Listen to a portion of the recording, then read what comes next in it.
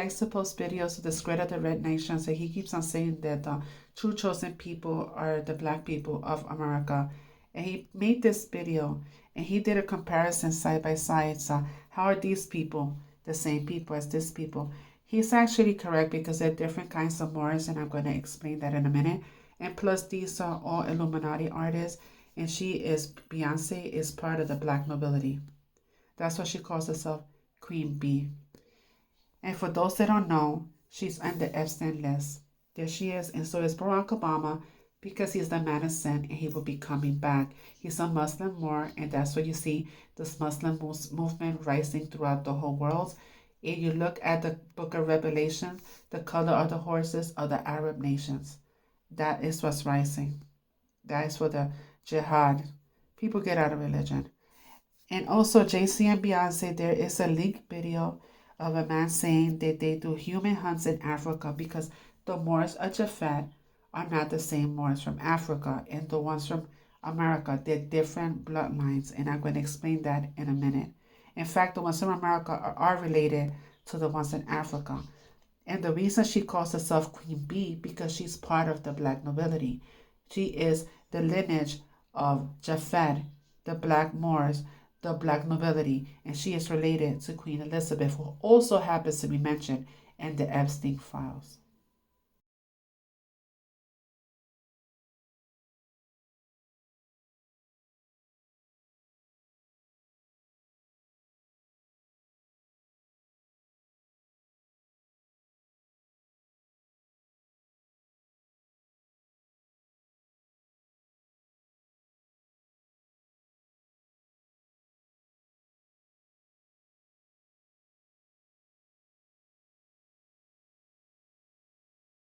So, Daddy Yahuwah divided the world between Noah's three sons. And this map is actually incorrect, and I will show you. So, Ham was given the territory of Africa. He had a son named Canaan. Okay, I will go back to Canaan in a minute.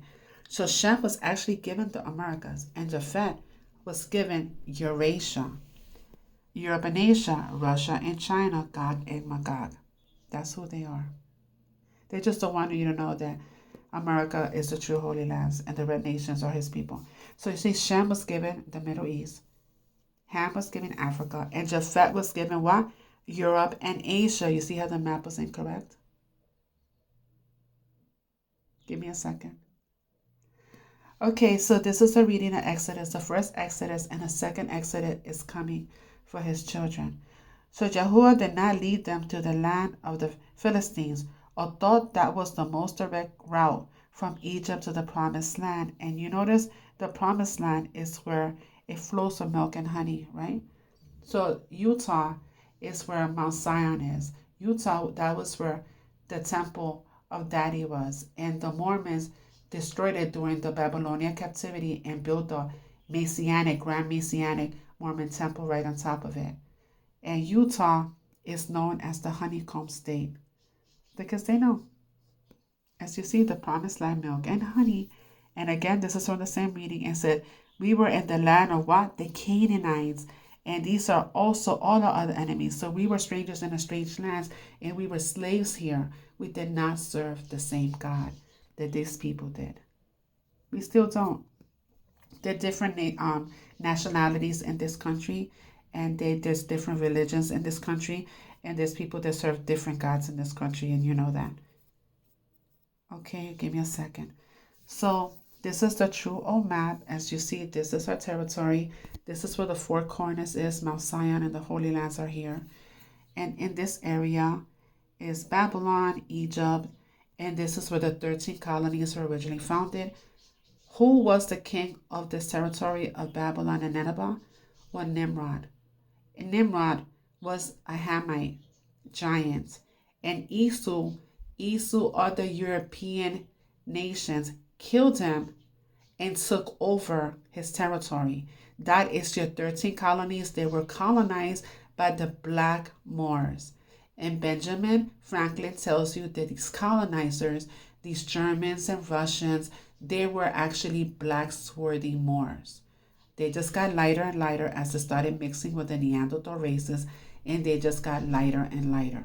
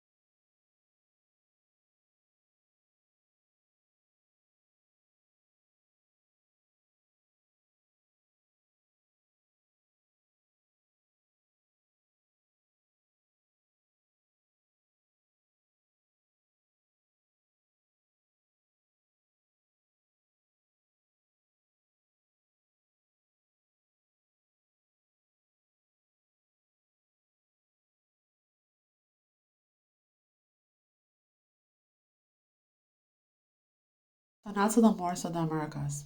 So when the colonizers came, you got to understand that some of the prisoners, they came with them because they're the one behind the slave trade. Some of them were black too. And then there were black Moors in America as well.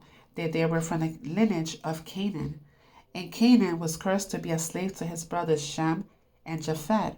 That's why they say some Native Americans have slaves. We had them as maids and servants. We were not abusing them like the colonizers did, who raped and killed and abused their slaves. And when we broke covenant, now we became a slave to Japheth too. Now Japheth has how do you call it? They have the brothers in captivity. They have Shem and Canaan, the Canaanites, in captivity at this point.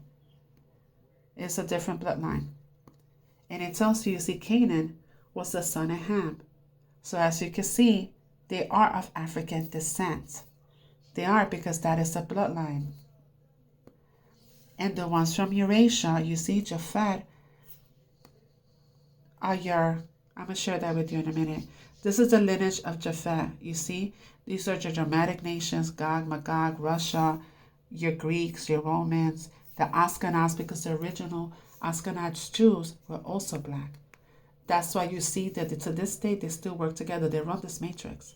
That's why you see so many black and Jewish couples together, and the Black and Jewish Coalition, they work together. They're the same people. They're the same bloodline. They're not the same bloodline of Africa or the ones in America. They're not. They're different bloodline.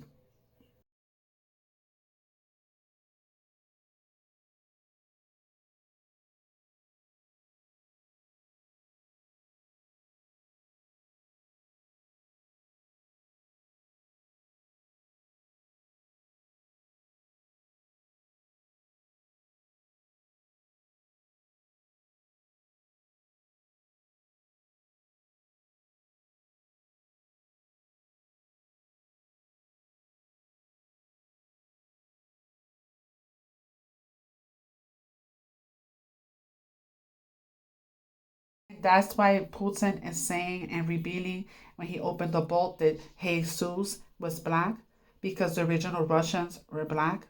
So he went from being black to white to black again.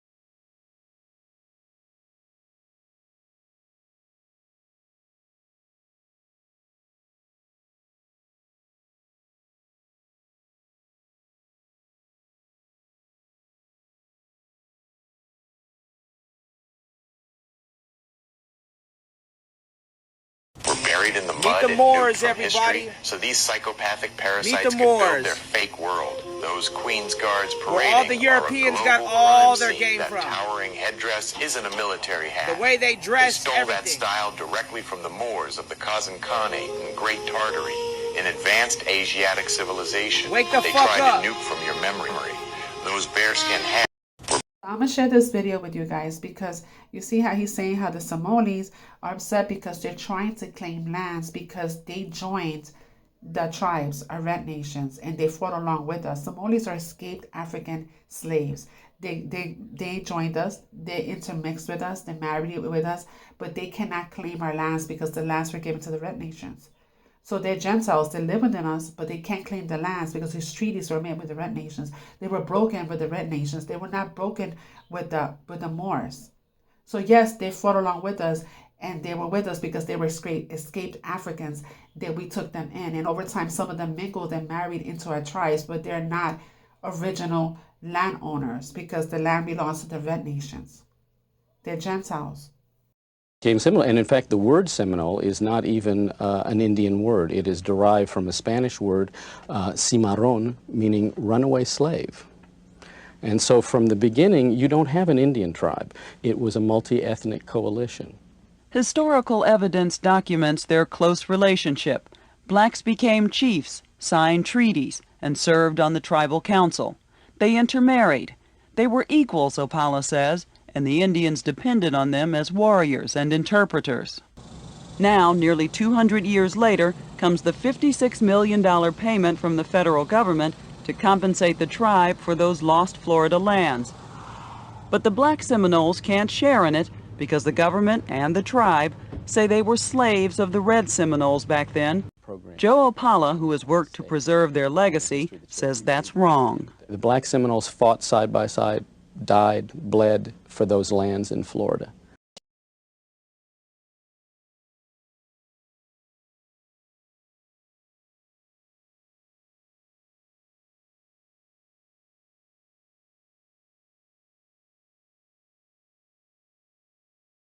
Also going to share this with you as well because it says Negroes owned large plantations. And you see the people, the light-skinned people and the people they're picking cotton because they've been lying to you. Everything has been reversed and hidden. These are the Negroes, right? The same Negroes from the Brotherhood, the Negro Brotherhood of Seville, Spain. You see, dressed as the Inquisition. This is who they are because they're part of the lineage of Japhet. They're not the same Moors. These are your colonizers, the ones behind Christendom and all this Abrahamic religions. These are Spanish Negroes. These are the ones. These are the ones, you see? The Negro Brotherhood of Seville, Spain. So these Moors are not the same Moors as the ones in the Americas, as the ones in Africa. These are Japhet. So you guys need to know which lineage they're coming from because they're black like you doesn't mean they're on your side. Because they're hunting your people if you're not from the same bloodline.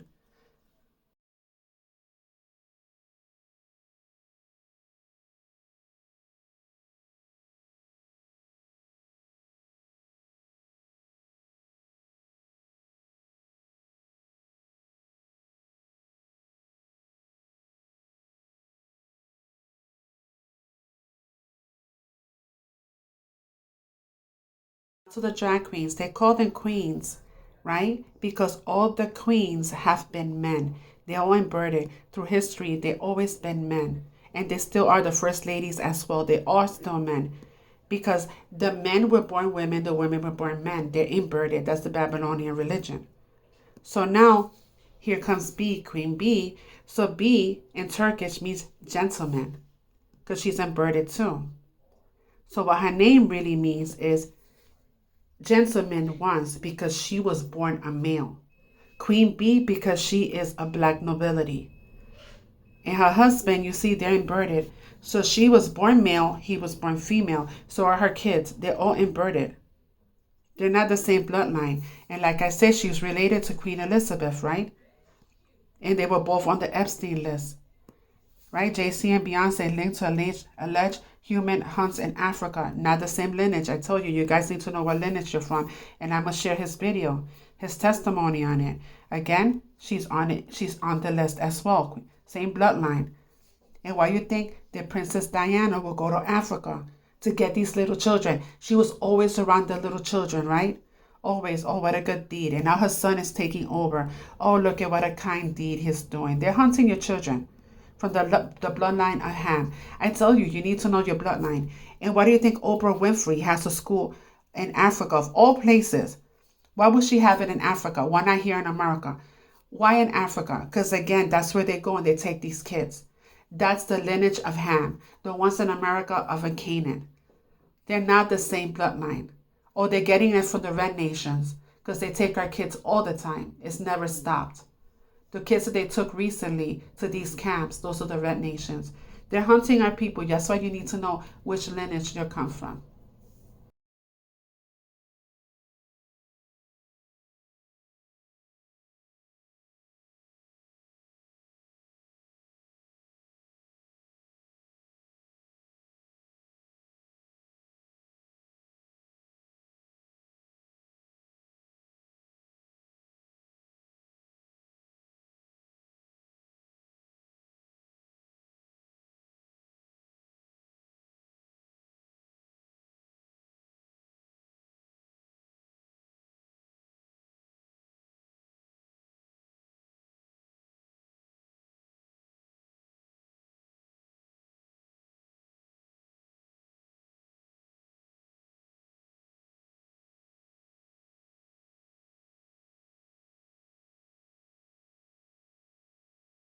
I always loved this portrait of our ancestor, Queen Charlotte. Even a Lifetime special based on the romance of the present-day Duke and Duchess chimed in. Oh, yes. You're of mixed race, Harry. So am I. Why doesn't the Queen just come out and say it? She can't. She may not. It's one of the things that the royal family cannot do. She would be stepping into political water. You're saying that having black lineage is political in today's times. Highly political. With the Lagos State Police Command, 15 years on the force.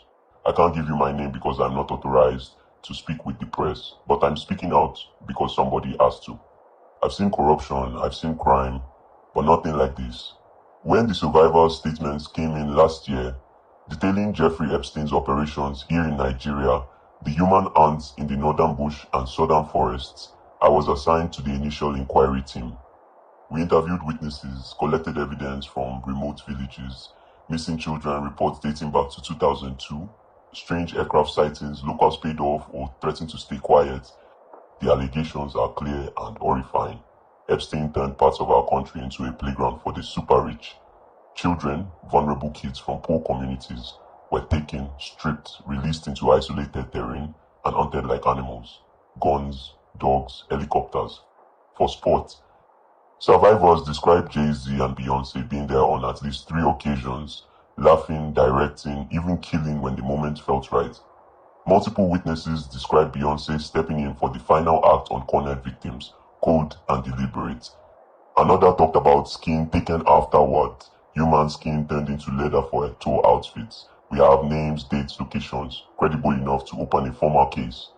My team wanted to move fast, issue international arrest warrants, request Interpol red notices, question Jay-Z and Beyonce through diplomatic channels.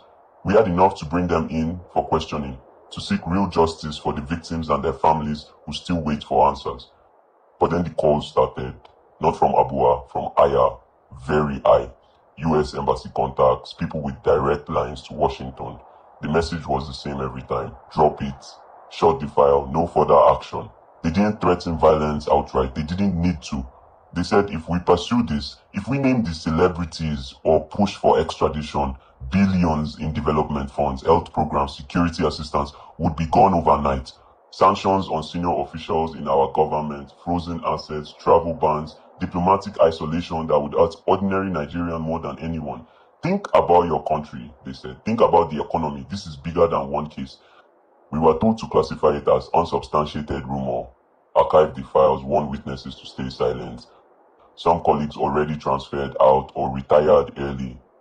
I'm still here, but I know my time is short. This isn't justice. This is protection. The powerful shield their own while our children disappear. The media does not report the truth. I'm speaking now because someone has to. The victims deserve truth. Their families deserve answers. If it costs me my badge, or worse, I won't stay silent anymore. The world needs to know the hunts happened. The names are real, and the cover-up is active right now from the top. You shouldn't trust Oprah. Oprah is a slave trader. Oprah is a slave trader. Let that sink in. It's 100% true. Oprah Winfrey is a slave trader. Why do you think she has that school in South Africa? Why does she hang out with who she hangs out with? Oprah Winfrey is a slave trader. How is she a slave trader?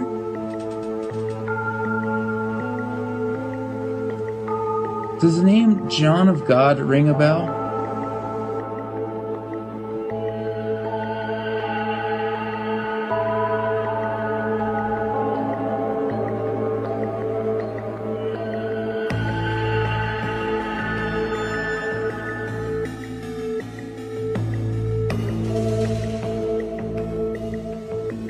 There's a reason why Oprah is so powerful, and it's not pretty.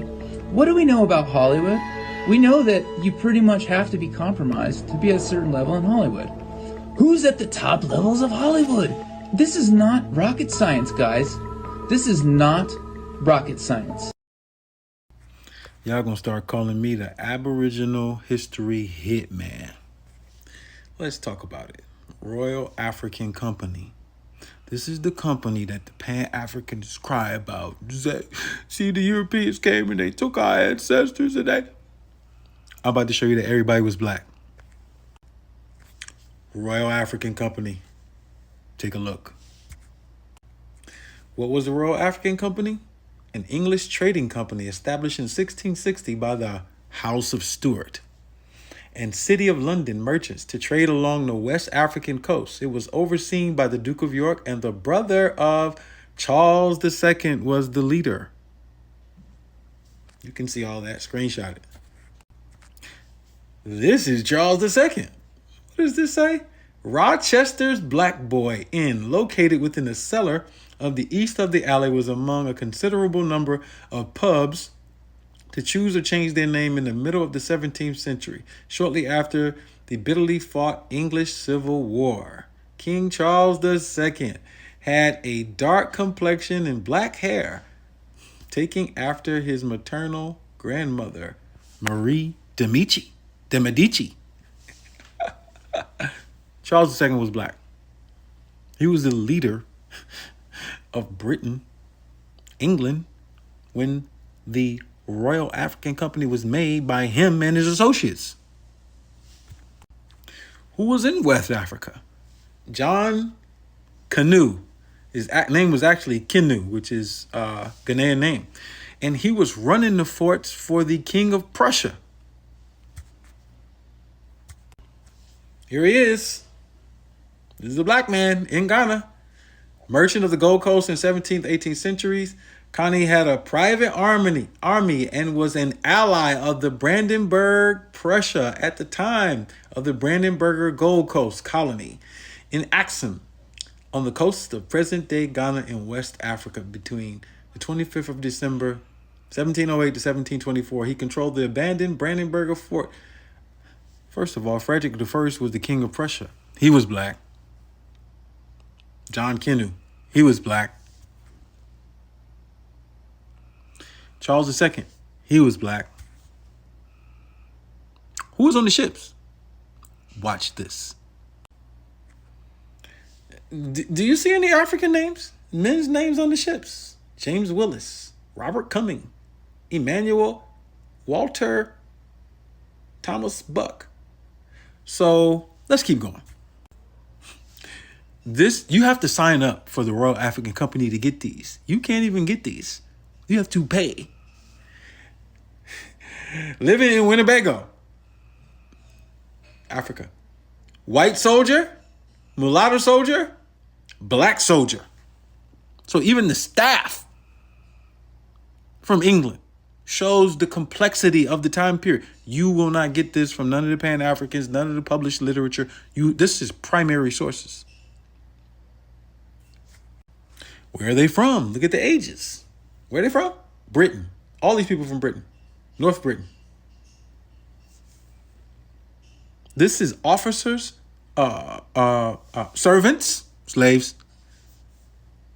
So you don't understand the transatlantic slave trade.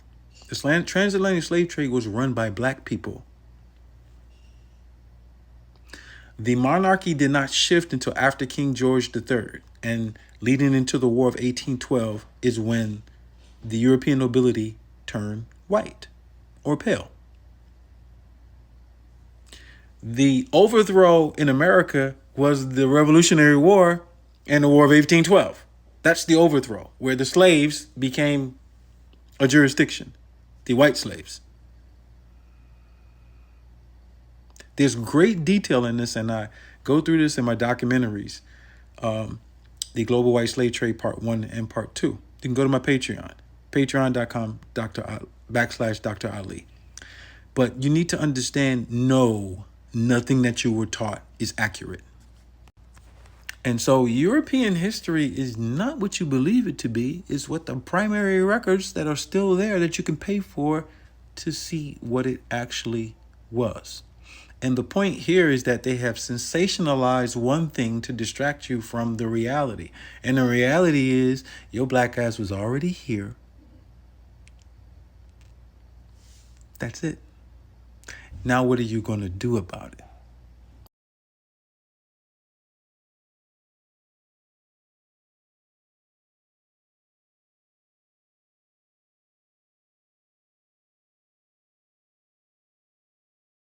Some serious hair, huh? Looks just like the hair on our heads today. So if anybody tries to tell you that Egypt is a white civilization, you can point out this hair. So those of you who have your cameras, you want to make sure you take a good picture of it. But this is what Gaston Maspero, an Egyptologist, said about the hair in the Nile in Egypt. He says the hair was inclined to be wavy and even to curl into little ringlets, but without ever turning into the wool of the Negro. But take a look at that hair. It looks like the wool, doesn't it? This is a picture of the hair that's on a figure that was found. So you can see what the person looks like and what the hair looks like.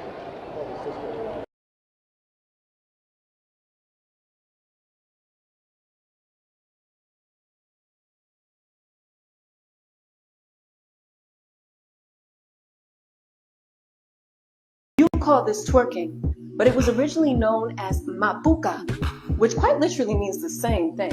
Mapuka, or twerking, has the power to remove stagnant blood from the uterus and even fibroid cysts.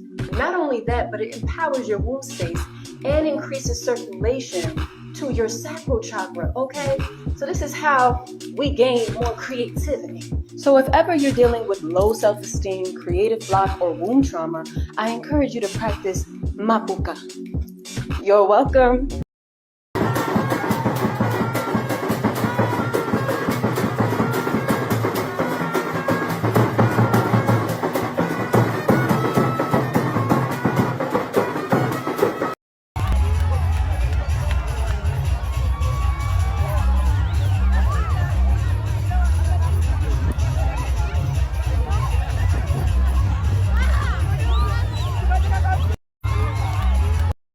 Did you know that modern-day Mexico had the most slaves in all the world during the time where people were enslaved?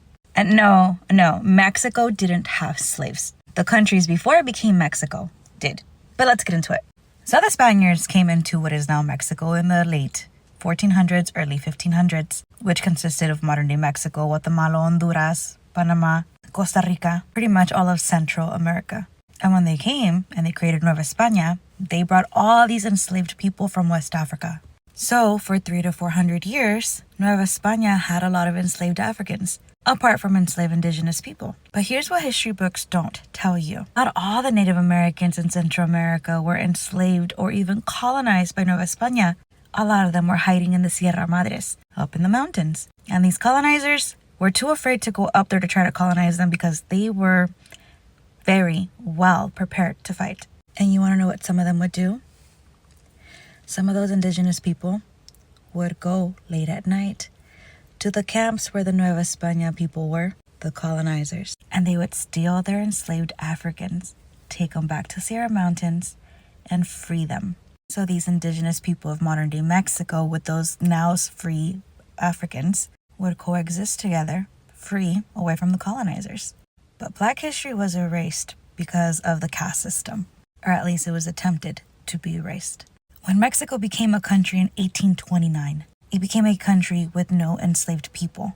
And they were in a battle with Nueva España for a few years. And when Vicente Guerrero took presidency, which was our second president in Mexico, he made sure that slavery was abolished completely in Mexico.